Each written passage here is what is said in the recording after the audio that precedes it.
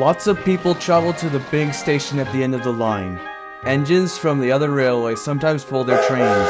These engines stay the night and go home the next day. Gordon was talking one day to one of these. "When I was young and green," he said, "I remember going to London. Do you know the place? Station's called King's Cross." "King's Cross," snorted the engine. "London's Euston. Everyone knows that." "Rubbish," said Duck. "London's Paddington. I know. I worked there." They argued till they went to sleep. They argued when they woke up. They were still arguing when the other engine went away. "Stupid thing," said Gordon crossly. "I've no patience." "Stupid yourself," said Duck. "London's Paddington. Paddington, do you hear?" "Stop arguing," James broke in. "You make me tired. You're both agreed about something anyway." "What's that?" "London's not Euston," laughed James. "Now shut up." Gordon rolled away, still grumbling. "I'm sure it's King's Cross. I'll go and prove it." But that was easier said than done. London lay beyond the big station at the under end of the line. Gordon had to stop there. Another engine then took his train. "If I didn't stop," he thought, "I could go to London." One day he ran right through the station. Another time, he tried to start before the fireman could uncouple the coaches. He tried all sorts of tricks, but it was no good. His driver checked him every time. "Oh dear," he thought sadly, "I'll never get there." One day, he pulled the express to the station as usual. His fireman uncoupled the coaches, and he ran into his siding to wait until it was time to go home. The coaches waited and waited at the platform, but their engine didn't come. A porter ran across and spoke to Gordon's driver. "The inspector's on the platform. He wants to see you." The driver came back in a few minutes looking excited. "Hello," said the fireman. "What's happened?" "The engine for the express turned over when it was coming out of the yard. Nothing else can come in or out. They want us to take the train to London. I said we would, if the Fat Controller agreed. They telephoned, and he said we could do it. How's that?" "Fine," said the fireman. "We'll show them what the Fat Controller's engines can do." "Come on," said Gordon. "Let's go."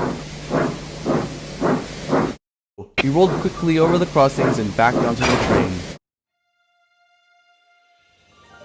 It was only a few minutes before the guard blew his whistle, but Gordon thought it was ages. Come on, he puffed to the coaches. Come on. We're going to town, sang the coaches slowly at first, then faster and faster. Gordon found that London was a long way away. "Never mind," he said. "I like a good long run to stretch my wheels."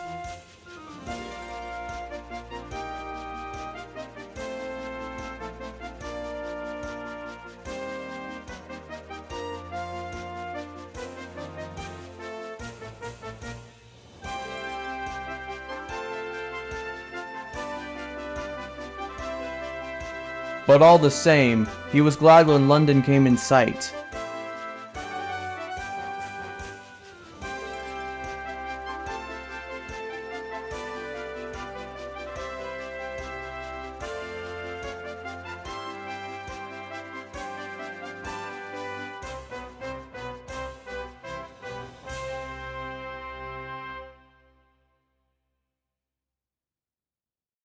The Fat Controller came into his office next morning. He looked at the letters on his desk. One had a London postmark. "I wonder how Gordon's getting on," he said. The station master knocked and came in. He looked excited. "Excuse me, sir? Have you seen the news?" "Not yet. Why?" "Just look at this, sir." The Fat Controller took the newspaper. "Goodness gracious me," he said. "There's Gordon. Headlines too.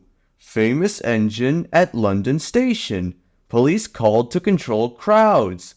The Fat Controller read on, absorbed. Gordon returned next day. The Fat Controller spoke to his driver and fireman. "I see you had a good welcome in London." "We certainly did, sir. We signed autographs till our arms ached. And Gordon had his photograph taken from so many directions at once he didn't know which way to look." Good, smiled the Fat Controller. I expect he enjoyed himself. Didn't you, Gordon? No, sir, I didn't. Why ever not? London's all wrong, answered Gordon sadly. They've changed it. It isn't King's Cross anymore. It's St. Pancras.